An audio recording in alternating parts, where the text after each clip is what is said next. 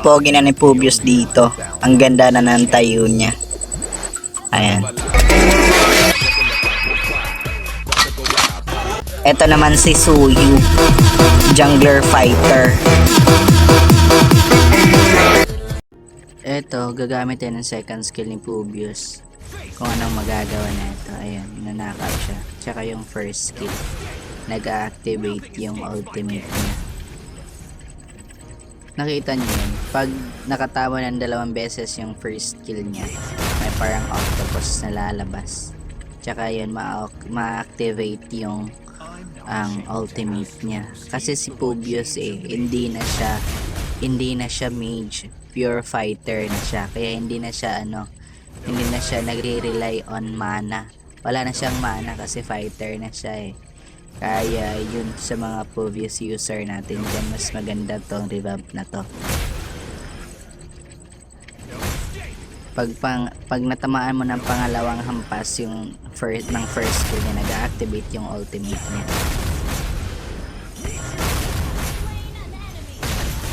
Dito tingnan nyo, itatama natin yung first skill niya. Yung pangalawang beses na hampas na first skill, may lalabas na parang octopus. Tsaka yun yung dahilan na mag-activate yung ultimate mo, kasi yun, parang naka-crowd yung clone. And parang mahihila sila, kaya ma-activate yung ultimate mo. Naman, second skill ni Pubius, nag-activate din yung ultimate niya pag ginamit mo ng second skill. Parang sila ay na-airborne sila pag natamaan ng second skill. Kaya na-activate yung ultimate ni Pubius. Hindi na siya nagre-rely ng dash. So dito na naman tayo kay Suyu, ang new hero. Yung first skill niya muna is magda-dash. Tsaka pag natamaan yung niya, may stun. Yung natamaan ng first skill niya. Yung level 1 pa lang kasi siya, pwede na yung ultimate kunin niya kasi yung ultimate niya long range So, mas mainam na yung first skill yung kunin nyo or second skill. Kasi yung first skill is nakakapag-stun either buff or hero. Next naman is yung second skill.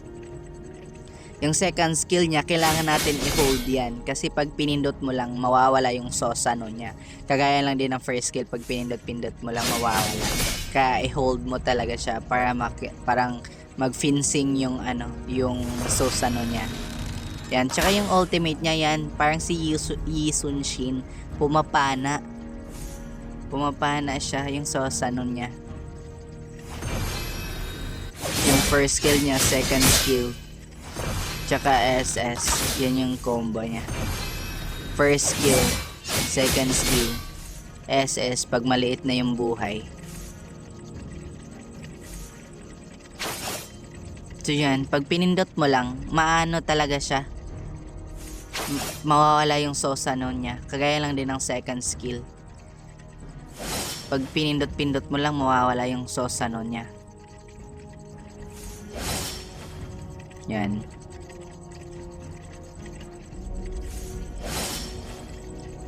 Pag pinipindot mo lang, hindi mag-activate yung Susano niya. Like for example is yan, pag hinold mo, naka-activate yung Susano.